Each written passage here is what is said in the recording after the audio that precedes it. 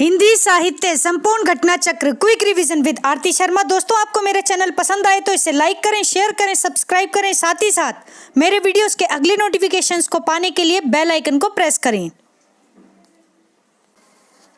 दोस्तों, आज हम करेंगे घटना चक्र का पार्ट 176 यानी 176। तो चलिए देखते हैं अपने अगले प्रश्न। गौर करेंगे दोस्तों, ध्यान दें। प्रश्न है, निम्नांकित में से अघोष अल्प प्राण ध्वनि। देखो, शब्दों को ध्यान से समझना है, ठीक है। आपको लग सकता है कि टॉपिक बहुत डिफिकल्ट है, ठीक है, लेकिन एक बार अगर आपकी समझ में आ गया, ठीक, तो ये आपके लिए बहुत ही आसान हो जाएगा, ठीक है ना। गौर करें दोस्तों, अघोष अल्प प्राण ध्वनि, अघोष अल्प प्राण ध्वनि कौन सी है?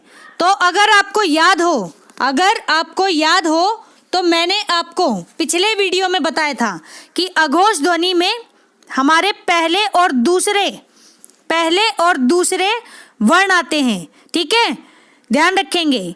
और अल्प प्राण में हम देखते हैं पहला, तीसरा और पांचवा, ठीक है, पहला, तीसरा और पांचवा, ठीक है। तो अब एक बात और ध्यान रखें दोस्तों, यहाँ पर देखें कि दोनों में कॉमन क्या है। एक जो है यानी कि पहला वर्ण जो रहेगा, ठीक है, किसी भी वर्ग का, वह अल्प प्राण होगा। ये बात तो आप ध्यान रखें। अघोष होगा और कैसा होगा? अल्प प्राण होगा, पहला वर्ण, ठीक। ये बात आपकी समझ में आ जानी चाहिए। इसके अलावा 2, 3 और 5, 2, 3 और 5, ठीक है, ये आपके क्या हो जाएंगे?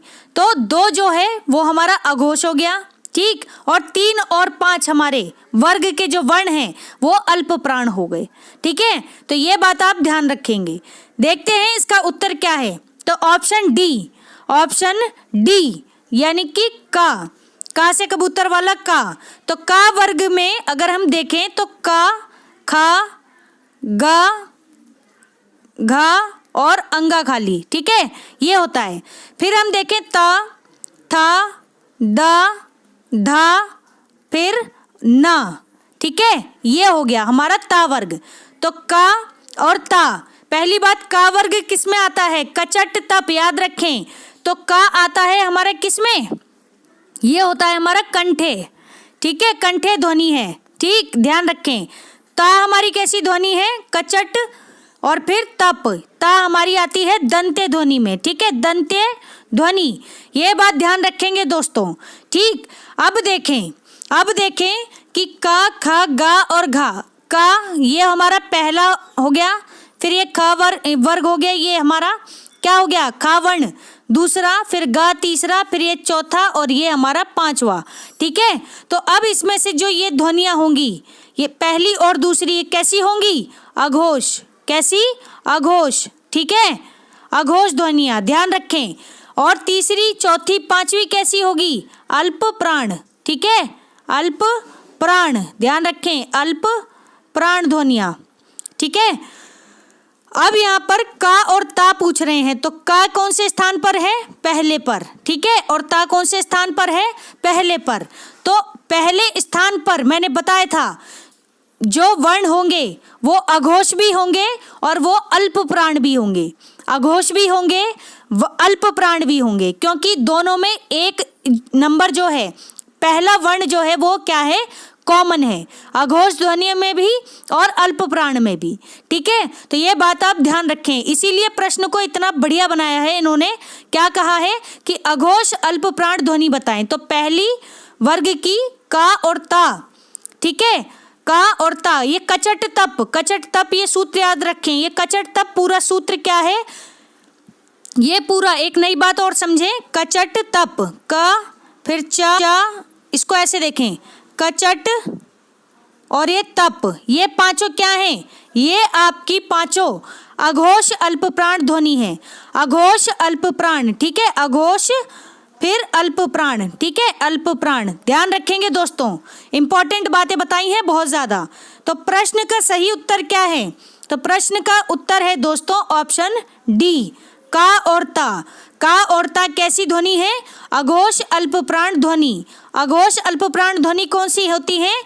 जो हमारा सूत्र है कचट कचट तप।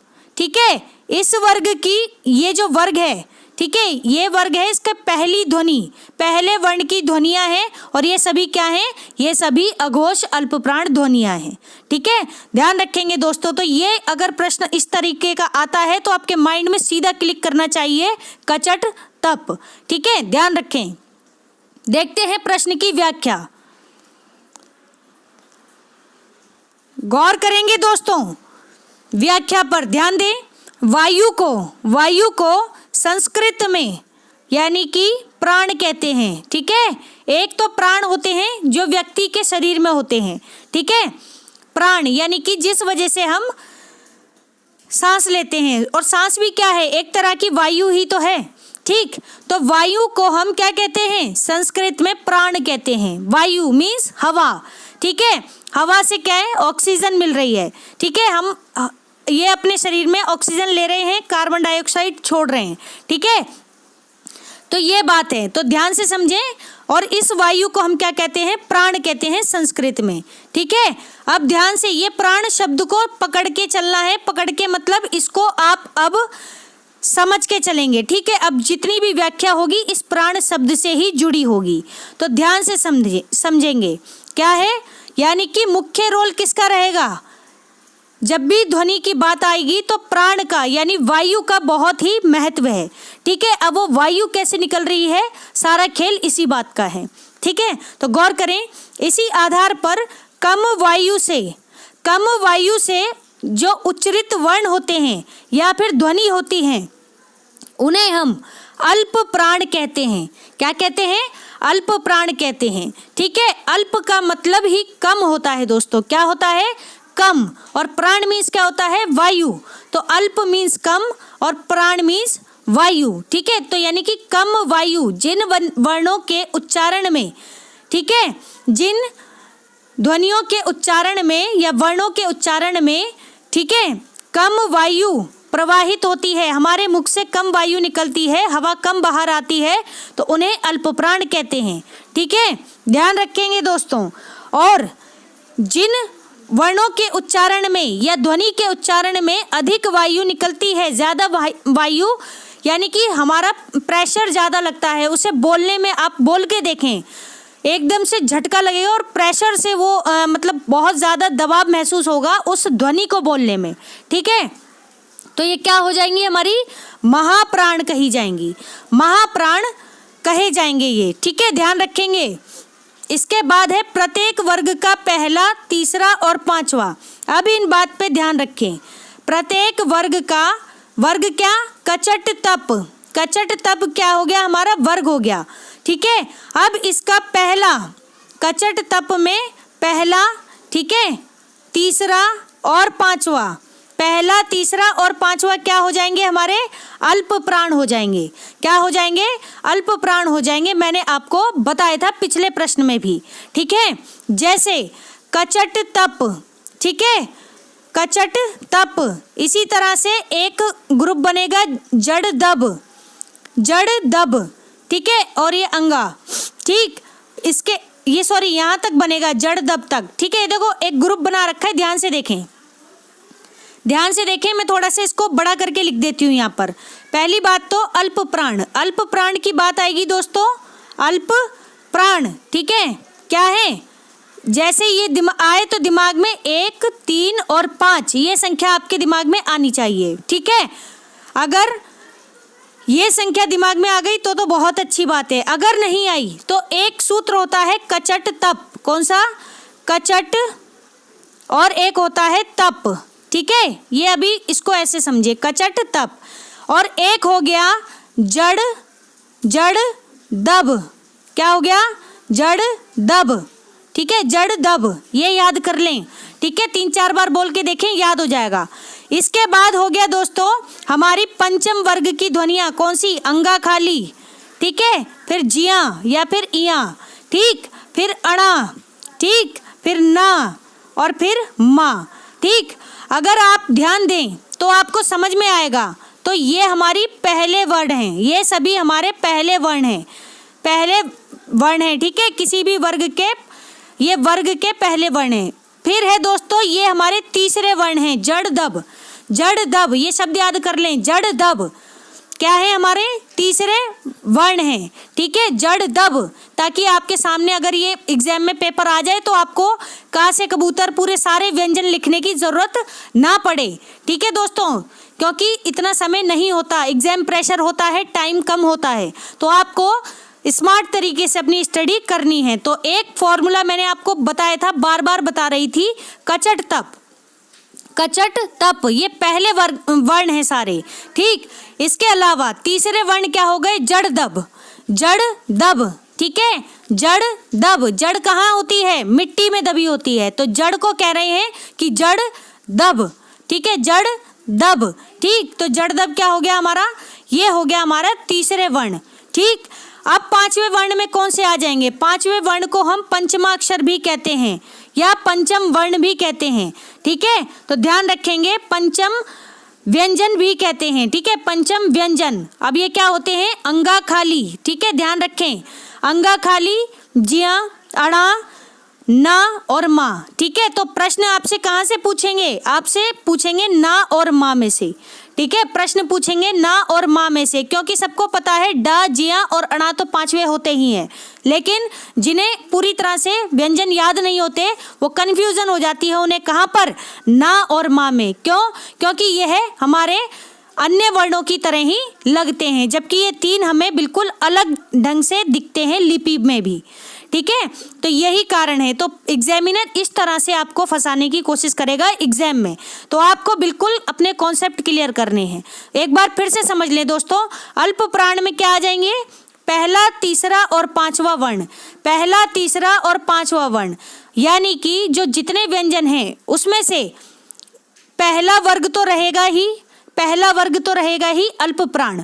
फिर हो जाएगा तीसरा वर्ण, तीसरे वर्ण जो हैं यानी कि जड़ दब, जड़ दब, ठीक है, जड़ दब, ध्यान रखें, बार बार रिपीट कर रही हूँ ताकि दिमाग में बैठ जाए आपके, ठीक। तो ये हो गए हमारे तीसरे वर्ण, और पांचवे कौन से हो गए, पांचवे हो गए हमारे अंगा खाली, ठीक है, जिया या फिर इया, अणा और ना, माँ, ठीक है, ना से नल, माँ से मछली, ठीक है, ऐसे याद करें। तो ये हमारे अल्प प्राण हो गए, ठीक है, अल्प प्राण। देखते हैं आगे व्याख्या, गौर करेंगे दोस्तों, कचट तप, ठीक है, कचट तप, ठीक है, कचट तप। दोस्तों मैंने एक आपको बताया जड़ दब, ठीक है, जड़ दब के साथ साथ आपको एक और याद रखना है गा, ठीक है, फिर ये देखो मैंने थोड़ा गलत बता दिया है ये पांचवें वर्ण ही, सॉरी तीसरे वर्ण है ये, एक बार फिर से देखें, अल्प प्राण में तीसरे वर्ण के हो जाएंगे क्या, मैंने ठीक से देख नहीं पाई मैं स्क्रीन में, पर आप फिर से सुन ले। तो तीसरे वर्ण हो गए हमारे गज, गज, फिर ये ड, फिर दब, ठीक है, इसको आप ऐसे करो, इसको आप कैसे करोगे, गजड़ दब, गजड़ दब, गजड़ दब।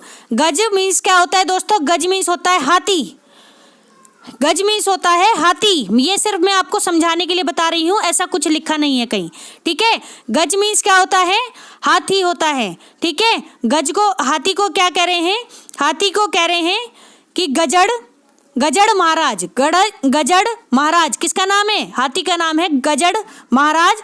अब दब, ठीक है, अब दब यानी कि दब जाओ, यानी कि ज्यादा हुकारे मत भरो, दब जाओ यानी ठंड पै जाओ, ठीक है। तो हाथी कैसा विशाल होता है, ठीक है, इसकी जो आवाज होती है ये भी बहुत मतलब बहुत ज्यादा तेज होती है, तो इसको कह रहे हैं गजड़ दब, गजड़ दब, गजड़ एक हाथी का नाम है, दब, ठीक, इसे ऐसे समझे आप, सिर्फ आपको समझाने के लिए है ये, तो आप ध्यान रखें तीसरे वर्ग में आ जाते हैं गजड़ दब, गजड़ दब, ठीक है। और पांचवा मैंने आपको समझा ही दिया है, पहला मैंने बता ही दिया है कचट तब। ये सभी क्या है दोस्तों, अल्प प्राण हैं, अल्प प्राण हैं, तो ध्यान से समझेंगे इनको, ठीक है। देखते हैं आगे व्याख्या क्या है, गौर करेंगे, गौर करें,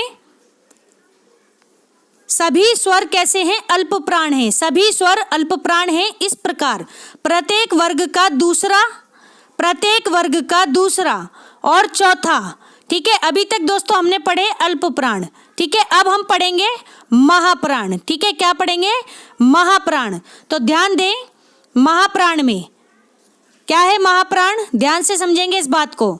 तो प्रत्येक वर्ग का दूसरा और चौथा, प्रत्येक वर्ग का जो वर्ग है हमारे सामने कचट तप, इस वर्ग के दूसरे और चौथे क्या होते हैं? हमारे ये महाप्राण होते हैं। ठीक है, ध्यान रखें, महाप्राण आते ही दिमाग में आपके आना चाहिए दूसरा और चौथा वर्ण। ठीक है, ध्यान रखिए। अब ये कौन से होते हैं? तो ध्यान से देखेंगे।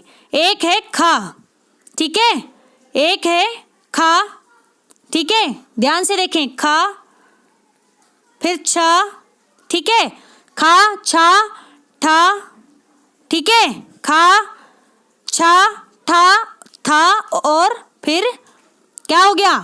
फा।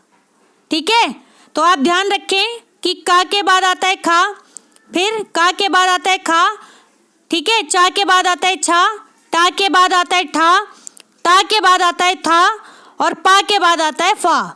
ठीक है, तो ये हमारे कौन से वर्ण हो गए? दूसरे नंबर के वर्ण हो गए ये। ठीक है, और ये सभी क्या है? खा छा टा, टा नहीं, ठा से ठठेरा, ठीक है, फिर था से थर्मस, फिर फा से फल, ये क्या हो गए? ये हमारे महाप्राण हैं। ठीक है, इसके अलावा चौथे वर्ण की ध्वनियां, चौथे वर्ण कौन सा होता है? तो चौथा वर्ण होता है दोस्तों, ध्यान दें, चौथा होता है हमारा घा, ठीक है, घा सा, ठीक है, घा सा ढा, ठीक है, ढा ढपली, ठीक है, फिर धा, ठीक है, और साथ में क्या? साथ में भा, ठीक है, भा, ये अलग से ध्यान रखेंगे दोस्तों। कौन कौन से? ध्यान से समझेंगे कौन कौन से? घा सा, ठीक है, घा सा, सही, फिर ढा, फिर धा, ये कौन से हैं? हमारे चौथे वर्ण की ध्वनियां हैं। ठीक है, और इसके बाद क्या आ गया? इसके नीचे पांचवें उसके भा, ठीक है, तो भा भी हमारी क्या है? ये हमारी महाप्राण ध्वनि है। तो ये सभी हमारी महाप्राण ध्वनियां हैं दूसरे, और ये क्या है? ये दूसरा है, और ये चौथे वर्ग की ध्वनि है। ठीक है, दूसरा और चौथा वर्ण है। ठीक है, अब देखें व्याख्या, गौर करें व्याख्या पर। तो हम पढ़ रहे हैं महाप्राण। महाप्राण में हम क्या देखेंगे? दूसरी और चौथी ध्वनियां, किसी भी वर्ग की दूसरी और चौथी ध्वनियां। तो दूसरी में आएंगी खा छा ठा, था और फा, एक पूरा ग्रुप बनाए, खच खच ठथफ, खचट खचट थफ, ठीक है, और एक बनेगा ग्रुप कौन सा? घा सा ढा और भा, घा सा ढा और भा। ठीक है, ये सभी हमारे महाप्राण हैं। ठीक, अब देखते हैं सभी ऊष्म वर्ण। ध्यान से सुनेंगे दोस्तों, बहुत ही गहरी बातें आपको बताई जा रही हैं। ठीक, सभी ऊष्म वर्ण कौन से थे? मैंने आपको बताया था। कौन से थे? दो बताए थे, एक सा से सलगम वाला बताया था, एक सा से सपेरा वाला बताया था। ठीक है, लेकिन इसके साथ साथ शा से षटकोण और हा से हल, सा से षटकोण और हा से हल, यानी श सा से सपेरा वाला सा, फिर हा से हल, ये चार हमारे ऊष्म वर्ण हैं। ऊष्म वर्ण कौन से होते हैं? जिनके उच्चारण में हमारे मुख से जब ध्वनि निकलती है तो हमें गर्म हवा का महसूस होता है, गर्म लगती हैं। ठीक है, इन्हें हम संघर्षी भी कहते हैं। तो इतनी बातें आप ध्यान रखेंगे। ठीक, तो गौर करें, ऊष्म वर्ण कौन कौन से हो गए दोस्तों? ऊष्म वर्ण ये हो गए हमारे शा, सा से षटकोण शा, ठीक है, फिर सा और फिर हा, ठीक है, हा, ये हमारे ऊष्म वर्ण हैं। इन्हें हम संघर्षी भी कहते हैं। क्या? संघर्षी, ये दूसरा नाम है संघर्षी। ठीक है, याद रखेंगे। और ये क्या होते हैं? ये सभी भी महाप्राण होते हैं। क्या होते हैं? महाप्राण होते हैं ये। ठीक है, ध्यान रखें, महाप्राण। तो एक तो हमें याद रखना है महाप्राण में दूसरा और चौथा वर्ण, ठीक है, दूसरा और चौथा वर्ण। इसके साथ साथ 4 वर्ण और याद रखने हैं, शा, सा, सा और ह, ठीक है, ध्यान रखेंगे दोस्तों, बहुत ही जरूरी बातें हैं ये। अब देखते हैं व्याख्या। क्या है व्याख्या, ध्यान दें। जिन वर्णों के उच्चारण में केवल नाद का उपयोग होता है, केवल नाद का उपयोग होता है, उन्हें हम घोष यानी कि सघोष वर्ण कहते हैं। घोष को हम सघोष वर्ण भी कहते हैं, ठीक है। नाद से क्या अभिप्राय है, तो नाद से अभिप्राय है कि कंपन होना, कंपन होना, यानी जब वर्णों के उच्चारण में कंपन महसूस होता है तो वे कौन से वर्ण होते हैं, सघोष या फिर घोष वर्ण होते हैं, घोष या फिर सघोष वर्ण होते हैं। कहाँ पर, जहाँ नाद का उपयोग होता है यानी कंपन होता है, ठीक। अब देखें आगे व्याख्या। क्या है, स्पर्श वर्णों में, स्पर्श वर्ण अगर आपको याद हो तो मैंने बताए थे, स्पर्श वर्ण मैंने आपको बताए थे, स्पर्श संघर्षी, ठीक है, सॉरी स्पर्श संघर्षी, हाँ सही बताए थे। स्पर्श संघर्षी क्या है देखते हैं। स्पर्श वर्णों में थोड़ा इसको एक बार फिर से समझते हैं, गौर करेंगे दोस्तों, ध्यान दें। क्या पढ़ रहे थे हम पढ़ रहे थे घोष और सघोष, ठीक है। स्पर्श वर्णों में, स्पर्श वर्ण जो होते हैं इसमें प्रत्येक वर्ग का तीसरा, चौथा और पांचवा, ठीक है, प्रत्येक वर्ग का तीसरा, चौथा और पांचवा, ठीक है, ये क्या होते हैं, ये हमारे सघोष वर्ण भी होते हैं। कौन से, सघोष वर्ण, सघोष या घोष, सघोष या घोष वर्ण होते हैं हमारे, कौन से, तीसरा, चौथा और पांचवा, ठीक है, ध्यान रखेंगे। अब देखते हैं कौन से होते हैं तीसरा, चौथा और पांचवा। तो एक ग्रुप यहाँ पर दिया गया है, ध्यान से देखें स्क्रीन पर, 5 वर्णों तक, गा से लेकर झा तक, गा से लेकर झा तक, कैसे, गा, घा और अंगा, ठीक है, ध्यान से समझे। देखो 3-3 का ग्रुप बनाओ, 3-3 का ग्रुप बनाओ, तीसरा, चौथा और पांचवा देखना है हमें इसमें, ठीक है।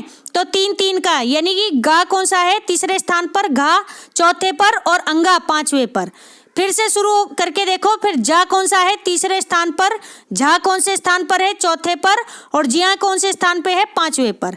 ऐसे ही फिर से देखो, डा, ढा और ढा, अड़ा, तो ये तीसरे स्थान पर, ये चौथे स्थान पर, ये पांचवें स्थान पर, ठीक है। इसी तरह से आप अपने पूरे व्यंजन लिख के देखें और इसमें से, ठीक है, तीसरे, चौथे और पांचवें, तीसरे, चौथे और पांचवें वर्ण निकाल के देखें। एक बार मैं आपके सामने लिख देती हूँ फिर भी, तो ध्यान से देखेंगे दोस्तों, तीसरा, चौथा और पांचवा, ठीक है, हम इन वर्णों की बात करेंगे, तीसरा, चौथा, पांचवा कौन कौन से हैं, तो गौर करें। तीसरे में आएंगे गा, जा, ठीक है, अड़ा, ये सॉरी डा, गा, जा, डा, दा और फिर बा, सही है, ये लाइन होती है पूरी। फिर आ जाएगा हमारा चौथे में घा, ठीक है, फिर झा और फिर ढा, ढा, ठीक है, फिर धा, ध्यान रखें धा, और फिर आ जाएगा भा, सही है। ऐसे ही पांचवे में क्या आएंगे, अंगा खाली, फिर जिया, ठीक है, जिया, ध्यान रखें, फिर है अणा, अना, ठीक है, अना, और फिर ना और फिर माँ, ठीक है। तो ये सारे हमारे क्या हो गए, तीसरे, चौथे और पांचवे वर्ण, तीसरे और चौथे, पांचवे वर्ण। तो इनमें से कुछ भी अगर आता है तीसरे, चौथे या पांचवे वर्णों में से, तो आप बताएंगे क्या, ये महाप्राण है। क्या है, महाप्राण, ठीक है, ध्यान रखेंगे, बहुत ही इंपॉर्टेंट बातें बता रही हूं आपको। महाप्राण, सॉरी महाप्राण नहीं, ये मैंने गलत बता दिया है, महाप्राण नहीं, ये सभी क्या है, सघोष हैं, सघोष हैं, सघोष वर्ण हैं ये सभी, तीसरा, चौथा और पांचवा, ठीक है, सघोष, ध्यान रखें। तो एक बार फिर से देखते हैं व्याख्या। वीडियो थोड़ा बड़ा हो रहा है, कोई बात नहीं, पर आपका कॉन्सेप्ट क्लियर होना चाहिए, ध्यान से समझे दोस्तों। क्या है, तो इस प्रकार गा, घा और अणा पहला, तीसरा, चौथा, पांचवा। जा, झा और जिया ये भी तीसरा, चौथा, पांचवा। डा, ढा और ढा तीसरा, चौथा, पांचवा। फिर दा, धा और ना तीसरा, चौथा, पांचवा वर्ण है। फिर है बा, भा, मा ये हमारा तीसरा, चौथा, पांचवा वर्ण है। और इन सभी तीसरे, चौथे, पांचवें वर्ण को क्या कहते हैं दोस्तों? घोष या सघोष। ठीक है, घोष या सघोष कहते हैं तीसरे, चौथे या पांचवें वर्ण को। ठीक है, ध्यान रखेंगे। आगे व्याख्या क्या है, गौर करें। तो ये सभी इत्यादि स्वर जो हैं, सभी स्वर, वर्ण तथा या, रा, ला, वा। अब ध्यान से सुने, या, रा, ला, वा और हा। ठीक है, ये सभी क्या हैं? सघोष वर्ण हैं। या, रा, ला, वा, ठीक है, ये और हा ये सभी भी सघोष वर्ण हैं। जिन वर्णों के उच्चारण में नाद की जगह केवल श्वास का उपयोग होता है, यानी कि कंपन की जगह केवल हमें सांस का ही इस्तेमाल करना पड़ता है। ठीक है, उन वर्णों को हम क्या कहते हैं? अघोष वर्ण कहते हैं। यानी कि इस पंक्ति का अर्थ है दोस्तों, यानी कि सघोष, ऐसे समझो, सघोष जिन वर्णों के उच्चारण में कंपन होता है, कंपन होता है, ठीक है, उसे सघोष या घोष ध्वनि कहते हैं, घोष वर्ण कहते हैं। अघोष में क्या होता है? अघोष में कंपन नहीं होता, अघोष में कंपन नहीं होता। किसमें? वर्णों के उच्चारण में। ठीक है, ये अर्थ है इसका। तो नाद क्या कह रहे हैं? नाद का मतलब कंपन नहीं होता, श्वास का उपयोग होता है। ठीक है, आगे देखें। इसके बाद है दोस्तों स्पर्श व्यंजन, स्पर्श वर्ण। क्या कह रहे हैं? स्पर्श वर्ण। इसमें प्रत्येक वर्ग का पहला और दूसरा, स्पर्श वर्ण में प्रत्येक वर्ग का पहला और दूसरा वर्ण, ठीक है, कौन कौन से होते हैं? तो मैंने आपको बताया था, एक तो कचट तप, ठीक है, ये याद रखें। और दूसरे में क्या आ जाएगा? दूसरे में आ जाएगा आपका, क्या था हमने पढ़ा था? गजड़ दब, ये पढ़ा था हमने, सॉरी ये तीसरा था। ठीक है, कचट तप तो पहला है, ये ध्यान रखें। तो स्पर्श में पहला और दूसरा, ठीक है, पहला और दूसरा वर्ण यथा, जैसे कौन कौन से? पहले और दूसरे, का और खा ये पहले दूसरे हैं। ऐसे ही चा और छा पहला और दूसरा है। ऐसे ही टा और ठा पहला और दूसरा है। ऐसे ही ता और था पहला दूसरा वर्ण है। ऐसे ही पा और फा क्या है? पहला दूसरा वर्ण है। ऐसे ही सा और सा से सपेरा। ठीक है, तो ये भी हमारे क्या है? ये भी हमारे अघोष वर्ण है, अघोष वर्ण है। ठीक है, तो का, ठीक है, का खा, ठीक है, फिर चा छा ऐसे याद रखें, फिर टा ठा, ठीक है, फिर ता था, ठीक, फिर पा फा, ठीक है, पा फा ये, और साथ में शा, ठीक है, सा से सलगम वाला सा, फिर सा से षटकोण वाला सा और सा से सपेरा, ये सभी क्या है? हमारे अघोष हैं। यानी इनके उच्चारण में हमारे मुख से कंपन उत्पन्न नहीं होता, ये केवल श्वास के यानी सांस के माध्यम से ही उच्चारित होते हैं। ठीक है, ये बात है। तो मुझे लगता है कि बातें आपकी समझ में आ गई होंगी। ठीक है, तो एक बार फिर से समझेंगे दोस्तों, आराम से समझ लें। अघोष, ठीक है, अघोष और सघोष, ठीक है, अघोष और सघोष, ठीक है, इसमें कंपन ठीक है नहीं होता, और इसमें कंपन, ठीक है, इसमें कंपन होता है। इसमें क्या आते हैं? इसमें आता है पहला और दूसरा, पहला दूसरा, जबकि इसमें आते हैं क्या? तीसरा, चौथा और पांचवा। ठीक है, ये वर्ण है। ठीक, बाकी अलग से और मैंने 2-4 बताए हैं, शा, सा और सा। ठीक है, ये क्या है? हमारे सघोष में आ जाएंगे। ठीक है, और अघोष में हमारे क्या आ जाएंगे? अघोष में मैंने बताया, ये सॉरी, हाँ, ये अघोष में आ जाएंगे। सा और शा ये अघोष में आ जाएंगे। ठीक, और सघोष में कौन से आ जाएंगे? सघोष में हमारे 3, 4 और 5। ठीक है, इसके अलावा और भी मैंने बताया था, शा, सा के साथ साथ हमारा हा भी शामिल हो जाएगा। ठीक है, ये बात ध्यान रखें। तो दोस्तों, हमारा आज का वीडियो यहीं समाप्त होता है। Thanks for watching. अगर आपको मेरे वीडियोस पसंद आ रहे हैं तो इन्हें लाइक करें, शेयर करें, मेरे चैनल को सब्सक्राइब करें, साथ ही साथ मेरे अगले वीडियोस के नोटिफिकेशंस को पाने के लिए बेल आइकन को प्रेस करें। धन्यवाद दोस्तों।